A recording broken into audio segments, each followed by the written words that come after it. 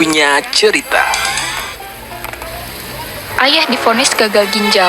Nah, pada saat inilah ada yang janggal buat gue. Gimana kalau ayah tahu? Aku nggak mau keluargaku hancur, Kak. Peringatan, animasi ini dibuat dengan tujuan sharing pengalaman pribadi sang pengirim cerita. Dimohon untuk menghargai cerita tanpa menyudutkan beberapa pihak. Selamat menonton. 2024 bener-bener bikin gue banyak-banyak lulus dada deh. Kalau ditanya pencapaian apa yang bisa didapat setelah pergantian tahun, buat gue, keluarga gue masih utuh dan semua sehat adalah jawaban yang paling tepat. Hola, gue Boce. Sebelum masuk ke inti cerita, gue akan ceritain sedikit soal keluarga gue. Jadi, keluarga gue ini terdiri dari 6 orang, yaitu ada ayah, ibu, abang, gue, Mia, dan Pipin. Keadaan keluarga gue secara ekonomi bisa dibilang lumayan tercukupi. Thanks to ayah yang selalu kerja keras dari dulu. Sampai akhirnya hari ini, gue dan anggota keluarga yang lain bisa menikmati hasilnya. Tapi guys, hasil dari kerja keras ayah bukan cuma sekedar kenikmatan yang hari ini kita rasain aja, tapi juga sesuatu yang lebih mengerikan dari itu. Di tahun 2023 silam, ayah divonis gagal ginjal. Kata dokter sih, karena ayah kebanyakan gaya. Maksudnya, gaya hidupnya kurang bagus, pola makan jelek, tekanan darah yang gak stabil dan komplikasi. Sampai diabetes lah yang bikin ayah gue divonis demikian. Kita sekeluarga udah pasti sedih dong dengar berita ini. Karena kalau udah gagal ginjal, berarti ayah mesti cuci darah setiap minggu dong. Tapi karena kita semua optimis dengan kesembuhan ayah dan mau ayah selalu sama kita, akhirnya kita selalu gantian buat nemenin ayah cuci darah ke RS. Dan selalu siap siaga kalau ayah butuh sesuatu. Cerita bermula di pertengahan tahun 2024, di mana saat itu seharusnya ayah dan ibu berangkat ibadah haji. Tapi karena ayah nggak lolos tes kesehatan, akhirnya yang pergi ibadah cuma ibu. Selama di sana, semua baik-baik aja. Kita sering telepon dan video call ibu buat nanya kabar di sana. Ibu kelihatannya happy banget sih, karena beliau emang udah lama kan mau menunaikan haji. Sampai akhirnya, ibu pulang ke tanah air dengan selamat. Beberapa hari berlalu setelah ibu pulang, ibu ngajak gue, Mia, Bipin, buat jalan-jalan. Ya, semacam girls time gitu lah. Nah, pada saat inilah ada yang janggal buat gue. Ibu jadi lebih sering angkat telepon, dan bahasa yang dia pakai juga agak beda sama bahasa yang biasa beliau pakai setiap hari. Kali ini bahasanya sedikit baku, dan gak cuman itu guys, ibu juga jadi lebih asik sama HP-nya. Nah, karena gue kepo nih, gue fotolah ibu dari samping yang lagi asik sama ponselnya. Dan ini yang bikin gue kaget. Di HP-nya, ibu lagi asik chat sama laki-laki yang namanya Ahmad. Bukan chat biasa, tapi chatnya lumayan panjang. Dan ada panggilan sayang di chat itu. Gue bingung, tapi juga berusaha untuk kelihatan tenang di hadapan semuanya. Habis itu, gue langsung bikin grup chat bareng abang dan Mia. Bipin sengaja nggak gue invite karena dia masih sekolah kan. Takutnya malah ganggu fokusnya belajar. Di grup chat itu, gue share hasil foto tadi. Abang sama Mia sempat agak heboh dan kaget juga. Tapi kita semua masih berusaha berpikir positif dengan ini semua. Besokannya, gue minta tolong Mia buat cek HP ibu. Kita mau cari bukti dan cari tahu apa yang sebenarnya terjadi. Anjay, misi investigasi dimulai. Oke, skip. Tapi ternyata ngecek HP ibu nggak segampang itu, Bun. Ibu jadi nempel banget sama HP-nya. Udah kayak perangko. Tapi tenang, skill detektif Mia lebih jago dari Tom Cruise. Anjay. Suatu malam, dia berhasil ambil HP ibu dan ngelogin WhatsApp ibu ke laptop dia. Tapi, ternyata itu malah bikin suasana makin keruh dan kacau. Di WhatsApp ibu ternyata banyak banget chat sama laki-laki, termasuk sama si Ahmad itu. Tapi ternyata di chat itu emang Ahmad ini yang kelihatan ngejar-ngejar ibu.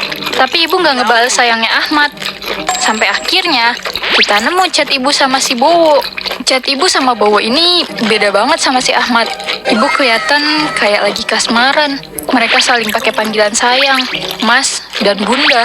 Chat mereka juga kelihatan kayak ABG yang baru pacaran.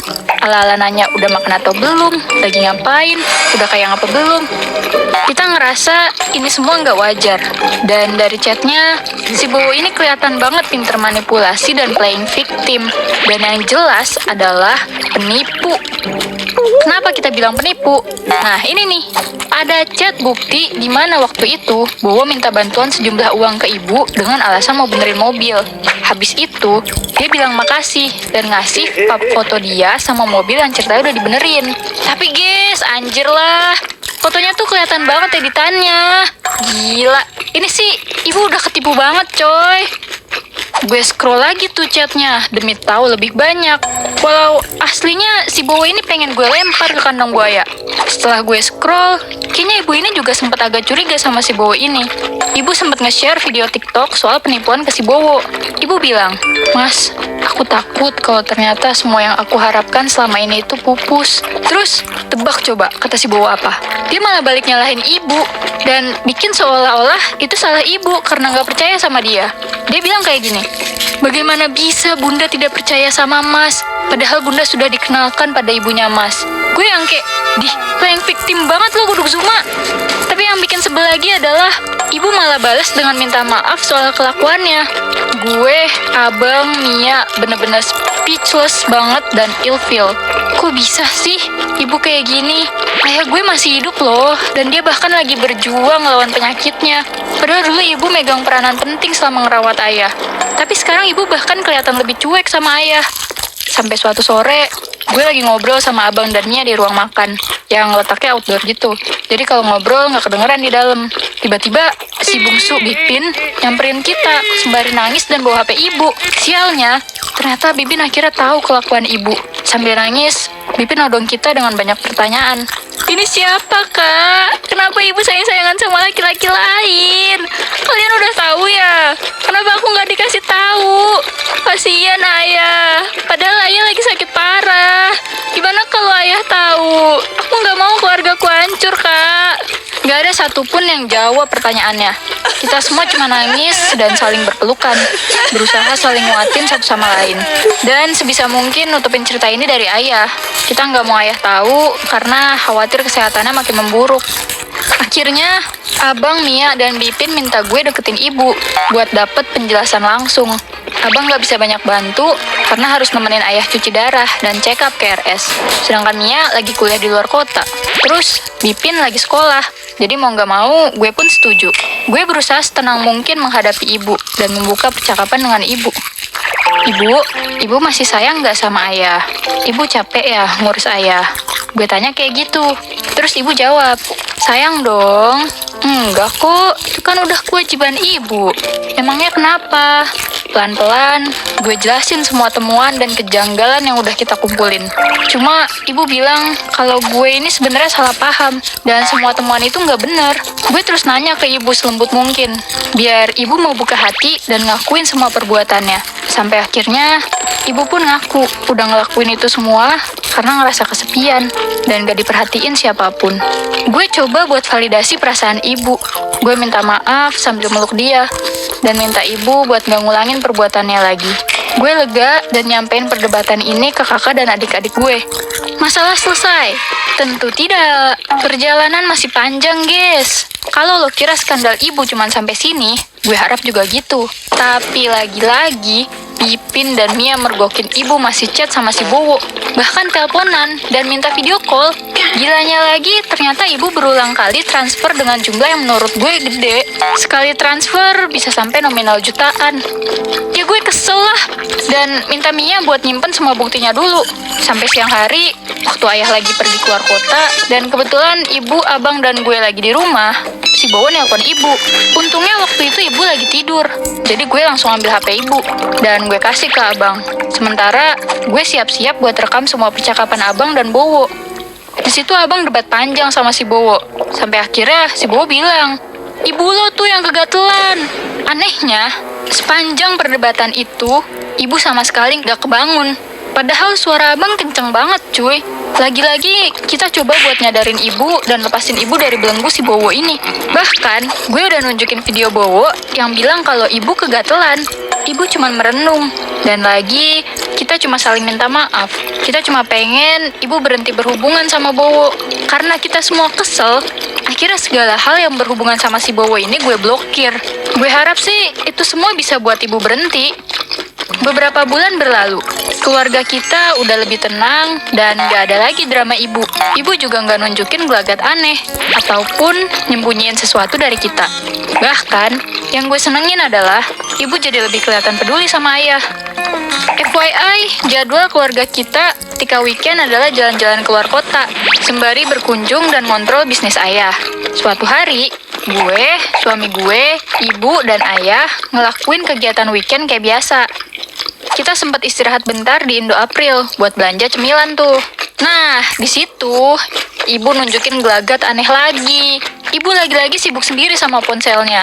Dan kayak lagi ngetik sesuatu gitu. Gue udah trust isu parah. Ngedeket lah gue, berusaha buat ngintip. Tapi sama ibu, HP-nya malah di-lock. Jadi gue gak bisa ngeliat apa-apa. Gue curiga dong. Gue mulai ngerasa ada sesuatu yang gak beres lagi nih. Ibu nyembunyiin sesuatu lagi nih pasti. Akhirnya gue modus aja tuh. Ceritanya gue pura-pura mau minjem hotspot ibu karena kuota internet gue habis. Terus gue bawa keluar lah tuh HP-nya. Ternyata waktu itu ibu lagi teleponan sama orang yang ngaku sebagai ibunya si Bowo dan ngeyakinin ibu supaya ibu mau minjemin uangnya. Terus nggak cuman itu, WhatsApp yang ngaku dari pihak kepolisian itu menekan ibu buat segera ngebantu Bowo atau Bowo nggak jadi nih dimutasi. Gue coba gali lagi tuh bukti-bukti dari HP ibu dan gue nemuin KTA palsu Bowo. Foto editan dia megang piagam dengan polisi lain. Dan masih banyak foto editan lainnya. Karena udah terlanjur, dan gue khawatir semakin jauh, gue sekalian aja lah tuh cek semua m-banking ibu. Tiba-tiba ibu mau ngerebut HP-nya dari gue. Untung gue jago silat. Sat, anjay. Salto lah gue biar HP-nya masih di tangan gue. Yeeha! Ibu bener-bener berusaha buat ngerebut HP-nya dari gue. Dia kelihatan banget paniknya. Kita cekcok lumayan hebat, sampai akhirnya dipisahin sama suami gue. Untung aja, HP-nya masih ada di tangan gue. Semua riwayat m-banking gue kumpulin. Dan disinilah semuanya kebuka. Ternyata nominal yang ibu transfer nggak cuma jutaan, tapi belasan juta, sampai puluhan juta. Yang kalau ditotal semua nih jumlahnya, bisa lebih dari 100 juta, anjir. Kayak biasa nih, setelah ketahuan kayak gitu, ibu baru deh nyesel dan minta maaf. Kali ini alasan ibu masih kontakan sama Bowo adalah nunggu dan berharap dia bayar utangnya dengan jaminan kebun miliknya. Menurut gue, itu sama sekali nggak masuk akal, coy. Karena ketemu aja nggak pernah. Ngasih KTP aja enggak. KTA juga editan. Jangankan kalian, gue aja murka sama kelakuan ibu yang bener-bener so polos pas ketahuan. Tapi giliran sama penipu ini, dia sampai ngebohongin anaknya. Gue bener-bener makin trust isu sama ibu. Begitupun kakak dan adik gue. Gue bahkan udah kasih tahu adik-adiknya ibu. Bahkan nenek gue juga tahu meskipun udah pikun. Hal ini udah berulang kali terjadi. Ibu juga udah berkali-kali janji buat gak kontakan sama si penipu. Kalau kata abang, kayaknya si Bowo ini pinter ngasih makan egonya ibu. Semua love language ibu dia penuhin. Makanya ibu jadi lengket terus. Dan kita sebagai anaknya harus sabar ngasih tahu ibu. Lagian mau dilaporin ke polisi pun kayaknya nggak bisa deh. Karena ibu gue susah diajak kerjasama. Dan malu kalau dia ketahuan selingkuh. Ibu juga transfer sukarela atas kehendaknya sendiri. Beberapa bulan berlalu. Ibu sekarang udah balik lagi jadi sosok ibu yang kita kenal sebelumnya. Kita jadi sedikit lebih tenang ngeliat situasi sekarang. Apalagi kesehatan ayah pun berangsur membaik. Sampai suatu hari, waktu gue lagi kerja, gak biasanya nih, adeknya ibu, sebut aja Paman Radit, tiba-tiba nelpon gue. Paman Radit ini ngasih gue kabar. Katanya ibu mau minjem uang ke beliau. Jeder, apalagi nih, alah. Baru juga adem ayem kemarin, tiba-tiba ada pergerakan aneh lagi. Paman ngerasa curiga dong, karena hal kayak gini bener-bener gak kayak biasanya. Paman juga bilang dia langsung keinget sama skandal ibu beberapa bulan ke belakang. Gak lama dari kejadian itu, Bipin mergokin ibu yang kelihatan gelisah dan fokus banget nih sama ponselnya. Lagi-lagi sibuk banget sama HP. Kita yang udah sering ngeliat gelagat ibu yang aneh, jadinya mulai was-was lah. Ini pasti ada apa-apa nih. Bipin akhirnya ngambil HP ibu tuh dan langsung lari ke kamar abang. Setelah abang, gue, Bipin, dan Mia kumpul, kita langsung interogasi ibu. Nah, kali ini yang kita temuin bukan Bowo lagi nih. Masalah baru, guys. Bejir lah. Nambah aja terus tuh masalah, anjir. Yang kita temuin sekarang ini adalah grup chat yang mengatasnamakan konsultan yang bisa menuntaskan permasalahan pinjaman online. Nah, dari chat tersebut juga akhirnya ngarahin kita ke orang bernama Renggi. Episode baru nih, guys. Kata gue sih lo pada berlangganan sekalian aja ke GPC biar ke Netflix sekalian. Anjay, promosi sekalian. Gak kelar-kelar cerita gue, capek bener. Kali ini lebih bajingan. Kita bener-bener kesel, marah, dan pengen murka rasanya. Bayangin aja, kita udah nutupin kesalahan ibu dari ayah. Kita juga udah dampingin ibu biar gak terjerumus ke jeratan si Bowo kocak itu lagi. Tapi ternyata ibu terjerat permasalahan pinjaman online dari beberapa aplikasi sekaligus. Dan grup konsultan itu cuma penipu yang manfaatin kepanikan ibu karena terjerat pinjaman online. Awalnya ibu ngaku kalau dia ketipu investasi saham yang berasal dari grup Telegram. Karena kita nggak begitu percaya, kita langsung telusuri lebih lanjut lah. Ternyata semua pinjaman online itu ibu transfer lagi ke orang yang namanya Renggi. Ibu bilang dia kenal Renggi dari medsos. Dan ibu coba beraniin diri buat investasi kayu ke Renggi. Kita pikir semua itu masih agak aneh. Karena kalau investasi, masa iya bisa sampai ke pinjaman online gitu sih? Usut punya usut, akhirnya kita temuin percakapan Renggi dan ibu di akun TikTok. Setelah perdebatan panjang dan penuh dengan air mata kekecewaan kita, juga mungkin air mata bersalahnya ibu, ternyata ibu mengalami revenge porn. Dan Renggi ini selalu mengancam ibu buat nyebarin aibnya kalau ibu nggak ngirim uang ke dia. Wah, kata gue teh, ada-ada aja nih kelakuannya emak gue, ya Allah. Capek bener gue. Oke, gini. Kita urutin satu-satu ceritanya. Jadi, setelah kasus Bowo, semua uang tabungan ibu ada di gue. Dan ibu cuman pegang uang gajinya aja. Mungkin setelah semua uang ibu ludes, si Renggi, pelaku revenge porn ini, terus maksa ibu buat transfer. Bahkan sampai nyuruh ibu buat pinjam uang ke siapapun. Gue berusaha ngerti sih, ibu pasti takut sama ancaman si Renggi ini. Jadilah beliau mengesampingkan rasa malunya buat minjem uang ke beberapa orang di keluarga. Bahkan sampai ke aplikasi pinjaman online. Yang bikin kita makin kesel lagi tuh ya, si Renggi ini sampai pengaruhin ibu buat gadaikan BPKB motor. Usut punya usut, ibu udah pasti muak juga dong sama si Renggi. Karena Renggi ini sama juga manipulatifnya sama si Bowo. Ketika minta uang, dia pasti sayang-sayangan dulu. Kalau nggak dikasih, ya dia ngancem ibu kalau dia bakal nyebar aibnya tadi. Akhirnya, HP ibu kita sita. Kita nggak peduli ucapan ibu yang bilang kalau ada beberapa pinjaman online yang deadline-nya hari ini. Tindakan kita sebagai anak ibu yang udah pasti khawatir banget adalah dengan segera lapor ke kantor polisi. Tapi, ternyata, kata bapak polisinya, yang harus nyeritain kejadian itu ya ibu sebagai korban. Nah, selagi kita di kantor polisi, ternyata ibu minta izin ayah buat minjem BPKB motor.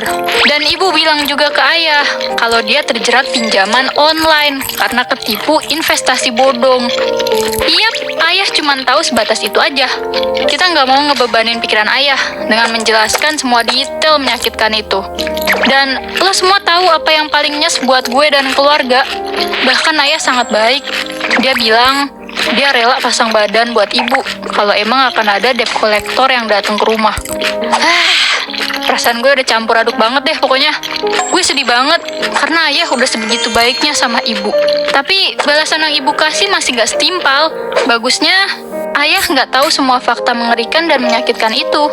Atas saran gue, abang, Mia, dan Bipin, dengan alasan takut data ibu disalahgunakan sama si penipu dan pinjaman online, kita bilang sama ayah, mau laporan ke polisi, dan ayah setuju. Beberapa minggu kita bolak-balik ke polisi ngurus ini semua. Dengan harapan semoga kasus ini segera selesai. Tapi lagi-lagi polisi nggak semudah itu buat ngurus kasus penipuan kayak gini. Karena dilacaknya nggak mudah. Tapi kita pantang nyerah guys. Untuk kasus Renggi, kita bersikeras ke polisi kalau pelaku yang ini harus ketangkep. Karena bisa kena pasal berlapis. Singkat cerita, setelah melalui proses yang sangat panjang, akhirnya polisi berhasil ngelacak penipu sialan ini. Si Renggi ini ternyata emang sering ngelakuin hal kayak gini. Dan ibu adalah korban yang kesekian. Polisi juga ternyata dapat laporan yang mirip dan berhasil narik benang merah dari itu semua. Kalau ternyata Renggi ini cuma satu dari sekian banyak pelaku penipuan yang beredar di media sosial. Renggi pun ditangkap. Ya, walaupun uang ibu nggak bisa kembali sih. Tapi dengan ditangkapnya Renggi, paling enggak revenge pornnya nggak akan terjadi lagi. Untuk kasus Bowo, kita putusin untuk ikhlasin aja. Karena bingung juga, mau gimana juga lapornya. Ya, pokoknya sampai semua masalah ini selesai, ayah cuma tahu masalah ibu yang kena tipu karena investasi bodong doang. Bahkan sampai kisah ini tayang pun, ayah kayaknya nggak tahu detail ceritanya. Hubungan gue, abang, Mia, dan Bipin, juga ibu, emang gak seharmonis dulu. Tapi kita semua berusaha buat ngebangun rasa percaya lagi satu sama lain. Demi kesehatan ayah dan bikin ayah tenang. Rasa hormat kita ke ibu mungkin berkurang. Tapi itu bukan jadi alasan kita untuk semena-mena sama ibu. Kita udah memaafkan beliau dengan catatan, kalau sekali lagi hal serupa atau bahkan hal buruk lain kejadian, kita mungkin akan lepas tangan. Gue capek banget sejujurnya ceritain ini. Tapi makasih banyak udah dengerin cerita gue ya. Semoga kalian semua yang dengerin ini punya hubungan yang baik sama keluarga dan selalu sehat. Buat teman-teman yang lagi ngalamin hal melelahkan di dunia, semoga dikuatkan. Pelan-pelan dan satu-satu aja jalaninnya. Semua pasti akan berlalu kok. Cuma emang kadang bikin tantrum aja. Makasih udah nonton. Sampai ketemu di cerita berikutnya. Bye.